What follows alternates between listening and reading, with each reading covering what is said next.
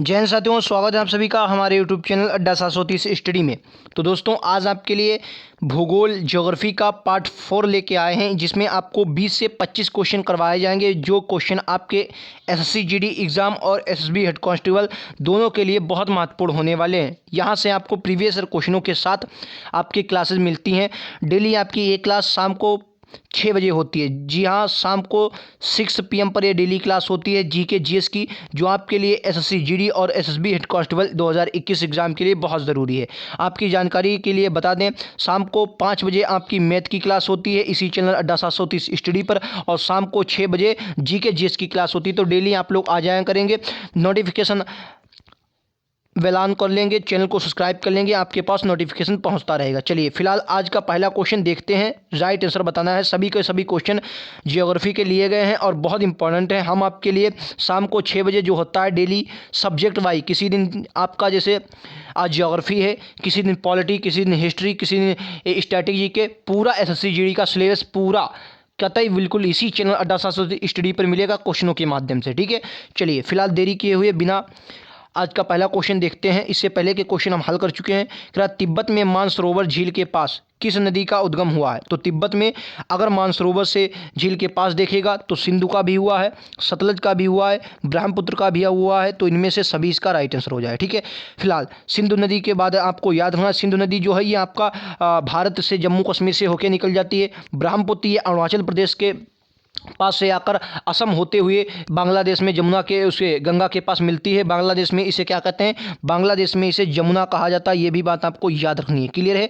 उसके बाद सतलज जो है ये आपका कहाँ, सतलज व्यास होते हुए हिमाचल प्रदेश के सिपिकला दर्रे से ये प्रवेश करती है और उस तरफ जाकर चेनाब नदी में मिल जाती है। ठीक है, चेनाब नदी से होते सिंधु नदी में गिरती है। ठीक है, ये बात आपको याद रखनी है इनके बारे में। ये सभी की सभी नदियाँ इनका तिब्बत से होता है उद्गम। अगला क्वेश्चन आपको यक्स और वाई में मिलान करना है। चलिए मैं आपको कूट भी दिखा देता हूं, बहुत इंपॉर्टेंट यहाँ से क्वेश्चन आपका आ सकता है। ठीक है, तो आपको बताना है ये क्या कहा गया है। कूट और कूटुबंध को मिलाना है आपको। कहने का मतलब ये कौन सी नदियाँ कहाँ से निकलती हैं, कौन सी नदी कहाँ से निकलती है, सही कौन सी है।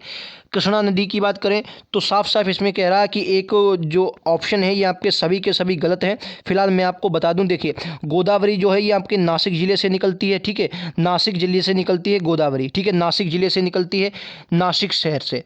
ठीक है, उसके बाद नर्मदा जो है ये अमरकंटक की पहाड़ियों से निकलती है। तो आपको याद रखना है ब्रह्मपुत्र, इसको सांगपो कहते हैं, इसका ब्रह्मपुत्र का सांगपो, और कृष्णा महाबलेश्वर श्रेणियों से। ठीक है, तो इतना आपको याद रखना चाहिए, ये आपको स्टेप याद रखनी चाहिए। फिलहाल दिया हो या ना दिया आप लोग चेक कर लीजिएगा। अगला क्वेश्चन नंबर अगला, सभी क्वेश्चन आपके लिए महत्वपूर्ण है और आपके सिलेबस के अनुसार एक वीडियो रखा गया है।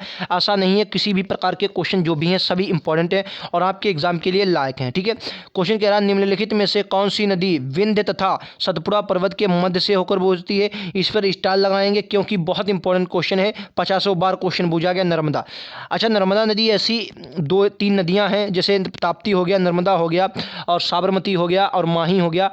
ये क्यों गिरती हैं? ये मतलब जैसे नर्मदा ही मान लीजिए, ऐसा क्या कारण है? अमरकंटक की पहाड़ियों से निकलकर और कहाँ गिरती है? अरब सागर में गिरती है। तो ये आपको याद नहीं, ये भी क्वेश्चन आपके एग्जाम में पूछा जा सकता है। ये कहाँ बहती हैं? भ्रंश घाटी में बहती हैं। ठीक है, ये बात आपको याद रखना है, भ्रंश घाटी में बहती हैं। इसलिए ये क्या है, ये आपकी ढाल इनका हालांकि उस तरफ है, लेकिन भ्रंश घाटी में बहने के कारण नर्मदा जो है ये उस तरफ को चली जाती है। इसलिए इसका राइट आंसर फिलहाल विंध्य और सतपुड़ा के वजह नर्मदा बहती। अगला, वैतवा नदी किसकी सहायक नदी है? बताइए वैतवा नदी कहाँ मिलती है? तो आपको याद है यमुना। यमुना की सहायक नदी क्या है? वैतवा। और यमुना गंगा की सहायक नदी है, जो कहाँ पर? यूपी में इलाहाबाद के निकट मिलती है। ठीक है, इलाहाबाद या तो आप प्रयागराज कह लेते हैं, प्रयागराज कह लीजिए, प्रयागराज में ये जाकर मिलती हैं। ठीक है, ये बात आपको याद रखनी है, यमुना गंगा। और फिलहाल बेतवा आपको याद रखनी है, बेतवा है, केन है, ये जो जितनी भी नदियां हैं ये यमुना की सहायक नदियां हैं। क्लियर? अगला क्वेश्चन, क्या प्राकृतिक मार्ग उपलब्ध कराने वाले पर्वत के किसी अंतराल यानी गैप को निम्नलिखित में से क्या कहा जाता है? तो आप लोग जानते होंगे, भाषा सिर्फ चेंज की गई, क्या कहते हैं? दर्रा। दर्रा क्या होता है? किसी पर्वत को काट कर बनाया गया रास्ता, दर्रा। दर्रे बहुत से हैं, जोजिला दर्रा, वानिहाल दर्रा, मैं नाम गिनाते रहूँ तो लगभग 10-11 मिनट इसी में निकल जाएंगे।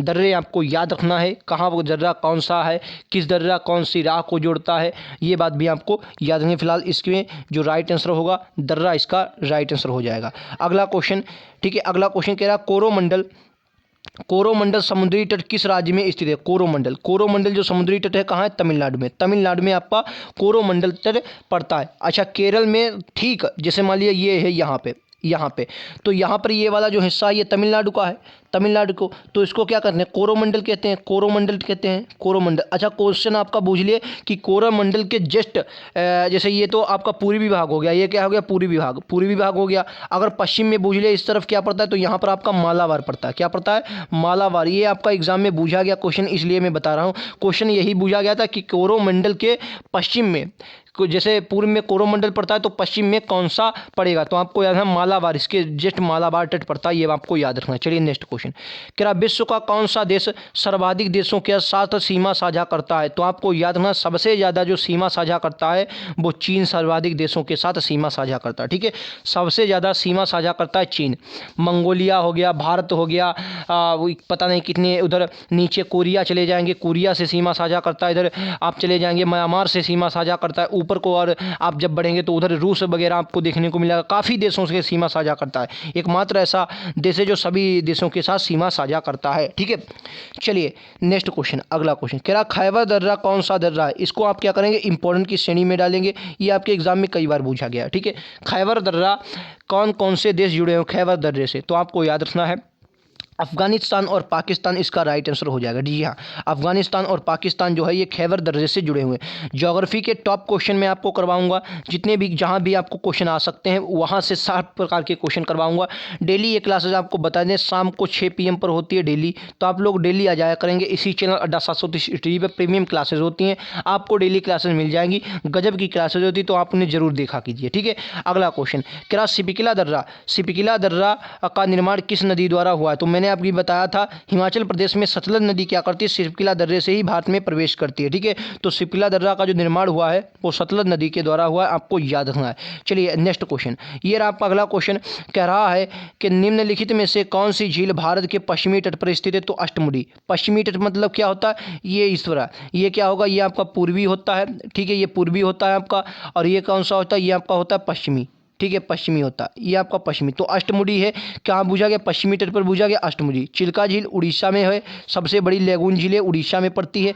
ठीक है, आपको याद रखना है। अगला क्वेश्चन, क्या निम्नलिखित में से कौन सा युग्म सुमेलित नहीं है? तो आपको याद रखना है सांबर झील राजस्थान में पड़ती है। लवड़ी झील है, आपको याद रखना है, बिल्कुल सही है। कोलोरी झील आपकी कहाँ पड़ती है? आंध्र प्रदेश में। लोनार झील ये आपकी कहाँ पड़ती है? मध्य प्रदेश में। गलत लिखा, ये आपकी लोनार झील महाराष्ट्र में पड़ती है। कहाँ है? महाराष्ट्र में, महाराष्ट्र में है। और इसका जो था रंग गुलाबी हो गया। और एक कैसी मोस्ट इंपॉर्टेंट है ये आपकी, ये क्या है उसको क्या कहते हैं यार? उल्का पिंड झील है। कैसी है? उल्का पिंड, उल्का पिंड झील है, क्योंकि यहाँ पर क्या हुआ था? उल्का गिरने से, मतलब किसी पिंड के गिरने से ये झील बनी है, तो इसे उल्का पिंड झील कहते हैं। और आप लोग जानते होंगे चिल्का झील बहुत फेमस झील है, ये कहाँ पर स्थित है?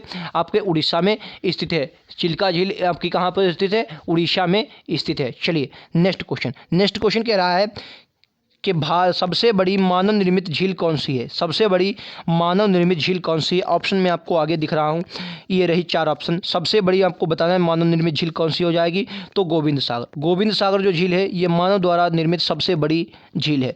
ठीक है, तो आपको याद रखना ये आखिर जो मानव निर्मित जो झीलें होती हैं क्यों बनाई जाती हैं? सबसे बड़ा कारण, तो मानव निर्मित झीलें इसलिए बनाई जाती हैं, अगर आप किसी ताप विद्युत केंद्र को खोलने या किसी को बांध बना रहे हैं, जैसे तापीय बांध बना रहे हैं बिजली उत्पन्न करने के लिए, तो आपको बांध बनाने के लिए पानी रोकना पड़ेगा, और आप उस पानी को भरेंगे कहाँ पर? तो झील में ही भरेंगे, तो इसलिए आपको झील खोदना पड़ता है। ठीक है, तो आपको याद रखना इस प्रकार के ही ये गोविंद सागर जो झील है इसी प्रकार की झील है। ये आपके एग्जाम में क्वेश्चन आ सकता है, तो आपको याद रखने वाला क्वेश्चन है, काफ़ी इंपॉर्टेंट क्वेश्चन है। ठीक है, चलेंगे नेक्स्ट क्वेश्चन पर। क्या निम्नलिखित में से 2 भारतीय राज्यों की साझेदारी वाली झील कौन सी है? तो आपको याद रखना पुलिकट झील। पुलिकट झील जो है ये आपकी आंध्र प्रदेश और तेलंगाना तेलंगाना है शायद, या तमिलनाडु है। फिलहाल देख लीजिए, फिलहाल ये जो पुलिकट झील है, मुझे इस बार स्लिप हो रहा है दिमाग से, फिलहाल ये आपको याद रखनी है। ये पुलिकट झील है 2 राज्यों में।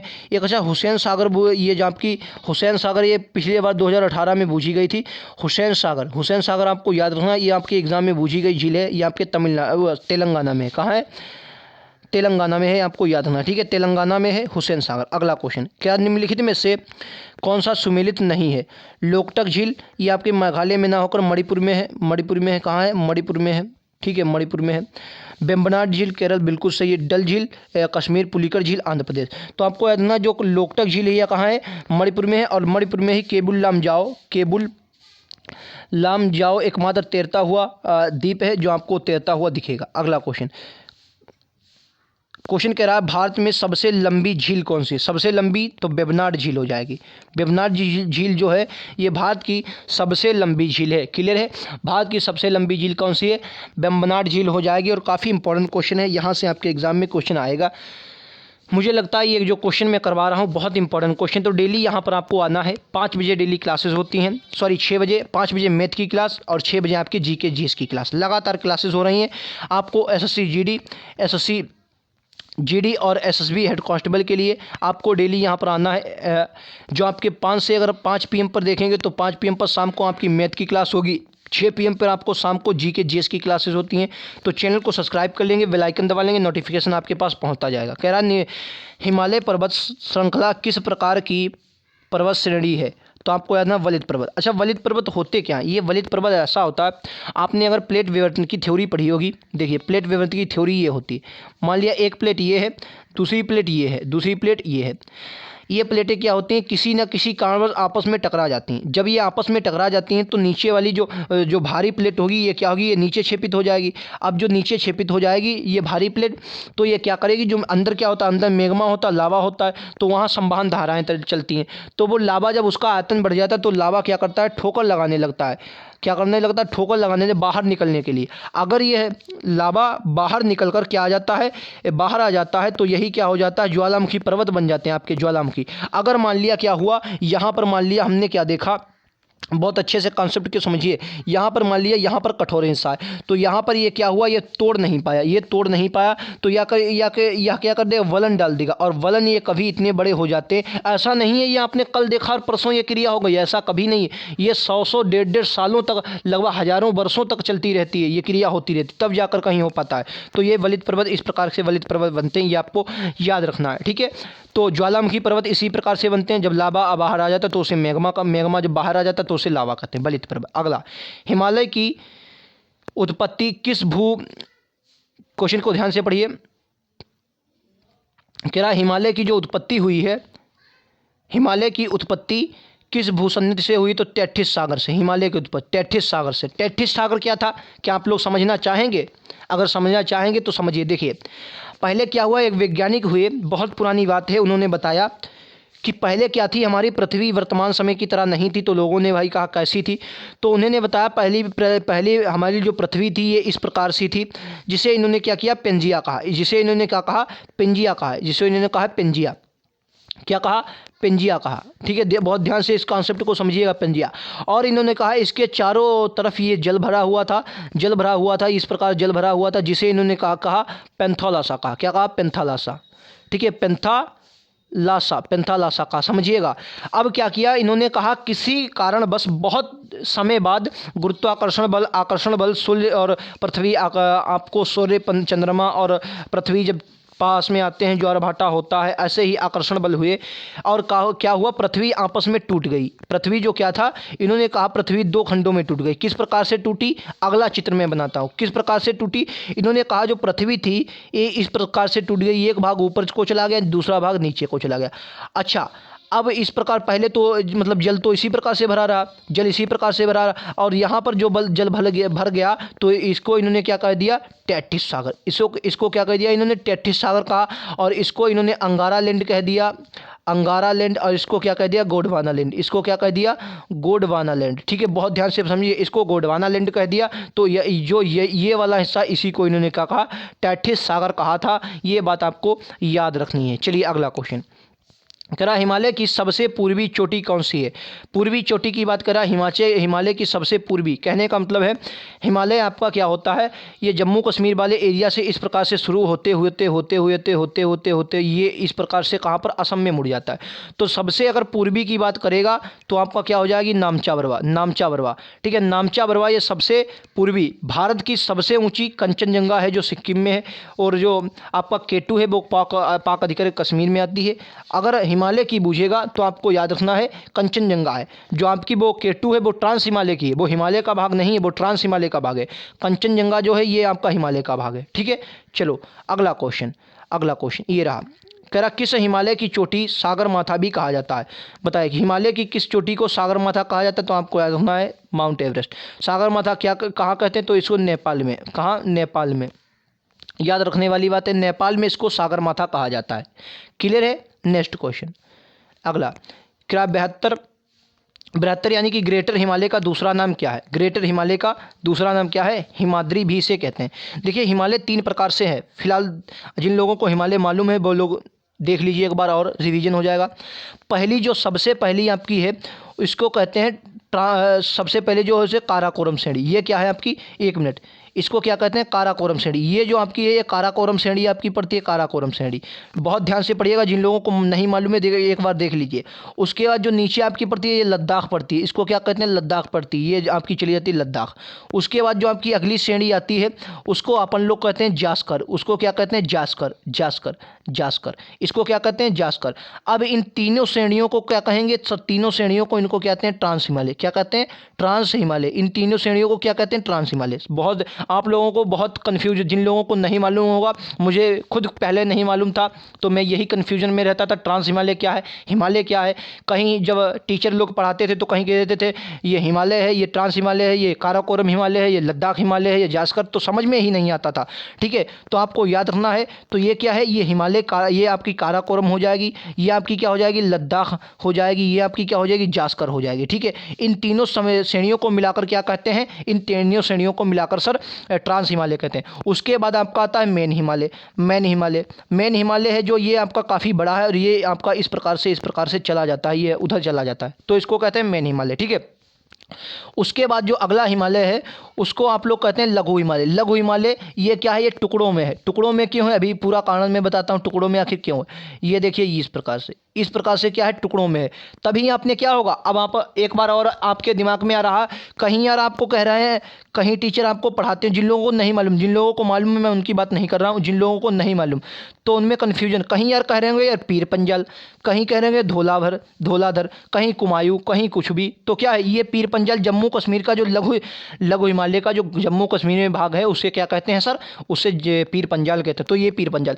उसके बाद अगली जो श्रेणी आती है वो आती है आपकी शिवालिक। सबसे बाहरी श्रेणी है शिवालिक। ठीक है, शिवालिक श्रेणी ये है सबसे बाहरी शिवालिक।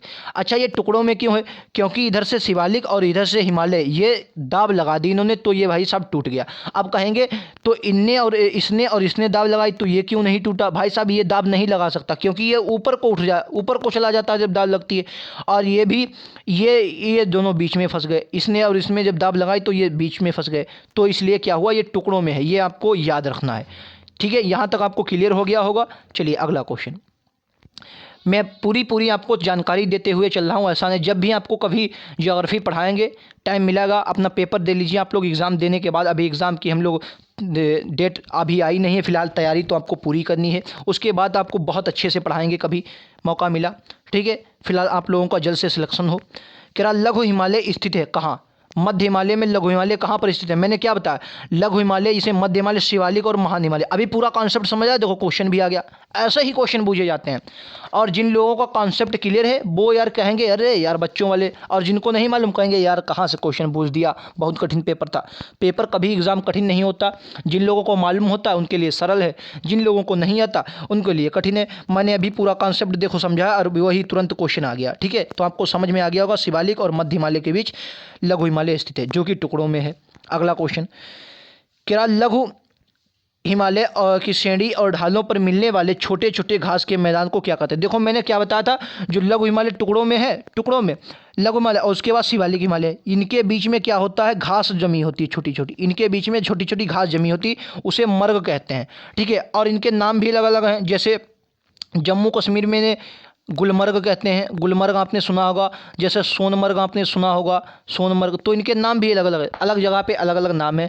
ठीक है, और इन्हीं घास, छोटे छोटे घासों को उत्तराखंड में बुग्याल प्यार कहते हैं। तो ये अपने अपने अलग अलग हैं। ठीक है, अगला क्वेश्चन है, क्या पीर पंजाल श्रेणी पाई जाती है। तो मैं लो, अभी हमने बताया, पूरा क्वेश्चन अभी बताया, और देखो अभी जम्मू कश्मीर में मैंने बताया था ना, पीर पंजाल कहाँ है, मध्य हिमालय। और क्वेश्चन पूछ लिया पीर पंजल किसका भाग है, तो आपको याद रखना है मध्य हिमालय का। किसका? मध्य हिमालय का ये भाग है, मध्य हिमालय का ये भाग है पीर पंजल। और है कहाँ? जम्मू कश्मीर में। चलो नेक्स्ट क्वेश्चन। कह हिमालय की तलहटी श्रृंखला को निम्नलिखित में से किस नाम से जाना जाता है?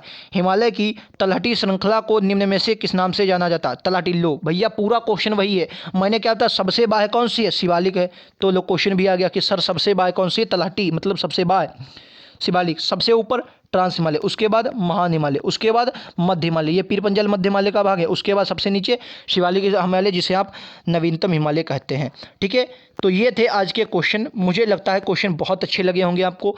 क्वेश्चन कैसे लगे आप लोगों ने? हम लोग देखते रहे, पढ़ते रहे, बहुत अच्छे क्वेश्चन थे, काफ़ी इंपॉर्टेंट क्वेश्चन थे जितने भी हमने किए। तो ये ज्योग्राफी के क्वेश्चन यहीं पर समाप्त होते हैं। मुझे लगता है क्वेश्चन आपको सभी समझ में आ रहे होंगे। अगर वीडियो पसंद आ रहा है तो वीडियो को लाइक कर दें, वीडियो को शेयर कर दें दोस्तों में, और चैनल को सब्सक्राइब कर लेंगे। बहुत अच्छे क्वेश्चन थे। तो मिलते हैं अगले वीडियोज़ में। आज के लिए इतना ही। Thank you.